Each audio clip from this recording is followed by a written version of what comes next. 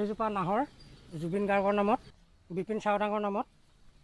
এইজোপা বকুল কথাশিল্পী মহেন্দ্ৰ হাজৰিকাৰ নামত।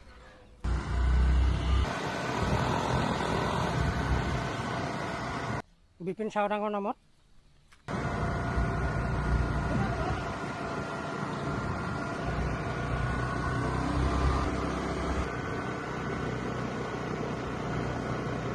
এইজোপা বকুল কথাশিল্পী মহেন্দ্ৰ হাজৰিকাৰ নামত। এইজোপা বকুল মানস ৰবীন্দ্ৰৰ নামত। এইজোপা আমাৰ সাৰ্থক জুবিনদাৰ নামত। এইজোপা প্ৰিয়ংকা ভঁৰালীৰ নামত। এইজোপা বকুল সুধাকন্ত ডক্টৰ ভূপেন হাজৰিকাৰ নামত। এইজোপা আমাৰ শ্ৰদ্ধাৰ অতি মৰমৰ শিল্পী দীপেন বৰুৱাৰ নামত। এইজোপা আমাৰ বিহু সম্ৰাট খগেন মহন্তৰ নামত। এইজোপা অৰ্চনা মহন্তৰ নামত। হয়, মই বৰ্তমান উপস্থিত আছোঁ এনেকুৱা এখন গাঁৱত, যিখন গাঁৱলৈ সোমাই আহিলে আপোনাৰ মনটো প্ৰফুল্লিত হৈ উঠিব। আৰু ইয়াৰ কাৰণ আপুনি নিশ্চয় গম পাইছে যে মোৰ পাছফালে আপুনি দেখিব এই যিখন গাঁও ডিমৌৰ শুকান পুখুৰী গায়ন গাঁও, আৰু এই গায়ন গাঁৱৰ দুয়োকাষে শাৰী শাৰী বকুলৰ গছে এতিয়া সকলো পথচাৰীৰ মন মুগ্ধ কৰিবলৈ সক্ষম হৈছে। ৰাস্তাৰ দুয়োটা কাষে আপুনি মাত্ৰ শাৰী শাৰী বকুলৰ গছ দেখিব, আৰু তাৰ মাজে মাজে দুই এজোপা নাহৰৰ গছ দেখিব। আৰু এই সমগ্ৰ পথছোৱা এনেকৈ শোভাবৰ্ধন কৰাৰ মাজত মাত্ৰ এজন ব্যক্তিৰ হাত আছে, আৰু সেই ব্যক্তিজন হৈছে বাদল বৰা, আৰু তেখেত এজন পেছাত শিক্ষক। আৰু সেই শিক্ষকজনে এতিয়া এই যিখন গায়ন গাঁৱৰ প্ৰায় 1.5 কিলোমিটাৰ পথ তেখেতে ৰাস্তাৰ দুয়োকাষে বকুলৰ পুলি ৰোপণ কৰি এই সমগ্ৰ গাঁওখনৰ শোভাবৰ্ধন কৰিবলৈ সক্ষম হৈছে। আৰু বিভিন্নজন এতিয়া এই গাঁৱৰ সুন্দৰ পৰিৱেশ উপভোগ কৰিবলৈ আচলতে বহু পৰ্যটক এতিয়া এই গাঁওখনলৈ আহিবলৈ আৰম্ভ কৰিছে। আৰু সেইজন ব্যক্তিক আমি এই মুহূৰ্তত আপোনালোকৰ সৈতে চিনাকি কৰাই দিব বিচাৰিছোঁ। বাদল বৰা আমাৰ সৈতে আছে। প্ৰথমতে আপোনাক শুভেচ্ছা জনাইছোঁ, ইমান ধুনীয়া এটা পৰিৱেশ আপুনি গাঁওখনত গঢ়ি তুলিছে। কেনেধৰণে প্ৰথমতে মনলৈ আহিল, আৰু অকল বকুল গছ ৰুব লাগে বুলি আপুনি কেনেকৈ ভাবিলে? হয়, বকুল গছটো আগৰ পৰাই দেখি থকা, দেখি বহুত ভাল পাওঁ। জোপোহা আৰু ইয়াত চৰাই চিৰিকটি থাকিবলৈও ভাল পায়, পানী নপৰে, ৰ'দ বতাহৰ প্ৰকৃতিৰ যিটো কেতিয়াবা তাণ্ডৱ নৃত্য হয়, সেইবিলাকৰ পৰা হাত সাৰিবৰ কাৰণে চৰাই চিৰিকটি থাকি ভাল পায়। তাৰ পৰাই মই অনুপ্ৰেৰণা পালোঁ। এতিয়া আপুনি কিমান গছ পুলি এনেই হিচাপ কৰা নাই যদিও অনুমানিক আপুনি ক'ব পাৰিব নেকি, কিমান পুলি এতিয়া আপুনি ৰুইছে? অনুমানিক মই হিচাপ কৰা নাই এতিয়ালৈকে, এনেই অনুমান কৰিছোঁ 1000 মানৰ ভিতৰতে হৈছে চাগে। নিশ্চয়। বিভিন্ন সময়ত দেখা পোৱা যায় যে বহু লোকে বৃক্ষৰোপণ কৰে, কিন্তু নামত বৃক্ষৰোপণ কৰি ফটো এখন তোলাৰ পাছত সেই পুলিটোৰ যত্ন লোৱাটো দেখা নাপায়। আপুনি কিন্তু দেখিছোঁ যে পুলিবোৰ যেনেধৰণে ৰুইছে তাক আকৌ ডাঙৰ কৰাৰ ক্ষেত্ৰতো আপুনি সমানেই কষ্ট কৰিছে। হয়, এইটো ত্যাগ কৰিব পৰা মনোভাৱটো লাগিব আৰু একাগ্ৰতাটো লাগিব। যথেষ্ট ধৈৰ্য লাগে এটা গছ পুলি এজোপা বৃক্ষলৈ পৰিৱৰ্তন কৰিবলৈ হ'লে। ৰুই পেলাই এৰি থৈ আহিলে নহ'ব, তেতিয়া সেইটো বৃক্ষৰোপণত নপৰে।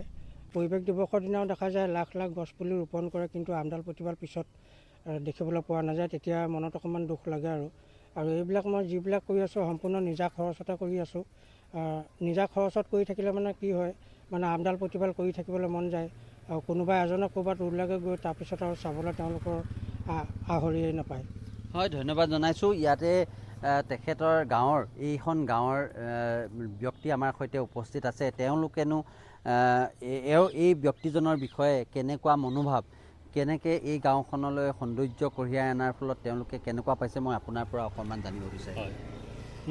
আমি দেখাত আৰু বাদল বৰা দেৱে আমাৰ গোটেই গাঁওখন সম্পূৰ্ণ আগততো আমাৰ এনেকুৱা নাছিল, খৰাং আছিল, কিন্তু এতিয়া সম্পূৰ্ণ সেউজীয়া কৰি পেলালে।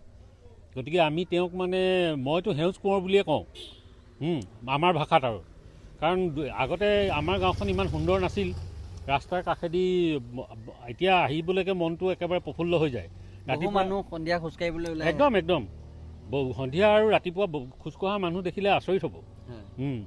ধন্যবাদ জনাইছোঁ। আৰু এইজন ব্যক্তিয়ে এতিয়া তেখেতে অকল নিজৰ ঘৰৰ চৌপাশটোৱেই নহয়, সমগ্ৰ গাঁওখনত তেখেতে দুয়োকাষে বকুলৰ পুলি ৰোপণ কৰি এতিয়া সকলোৰে দৃষ্টি আকৰ্ষণ কৰিবলৈ সক্ষম হৈছে। নমস্কাৰ, মই শ্ৰী বাদল বৰা। মোৰ ঘৰ হৈছে শুকান পুখুৰী গায়ন গাঁৱত।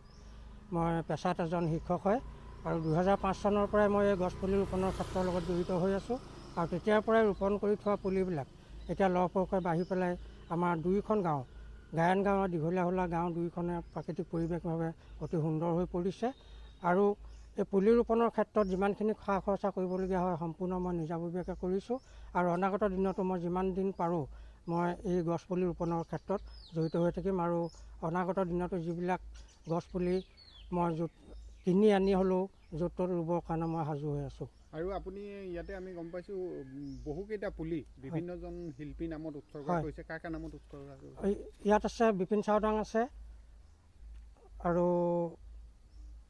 জুবিন দা আছে, মহেন্দ্ৰ দা আছে, মানস ৰবীন আছে, প্ৰিয়ংকা ভৰালী আছে, ডক্টৰ ভূপেন হাজৰিকা আছে, দীপেন বৰুৱা আছে, খগেন মহন্ত আছে, অৰ্চনা মহন্ত আছে। তো আমাৰ স্থানীয় মোৰ বন্ধুৱে হয় তেখেত বাদল বৰা, তেখেতে গোটেই পুলিখিনি তেখেতেই ৰোৱা, আৰু তাৰ ৰক্ষণাবেক্ষণো তেখেতে ইমান সুন্দৰকৈ কৰে। ৰাতিপুৱা শুই উঠি আহি পেলাই ৰাস্তাত খোজকাঢ়িবলৈ আহি তেখেতকহে আমি প্ৰথম দেখোঁ।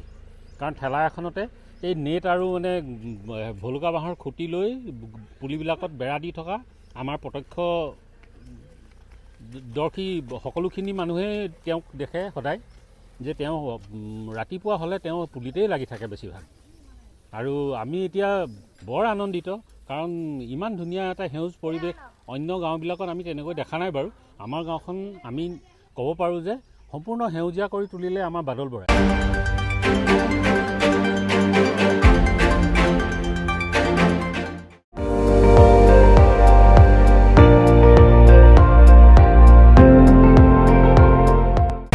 আপুনি চাই আছে ND24, সৰ্বশ্ৰেষ্ঠ নহয় সৰ্বোত্তমৰ দৌৰ।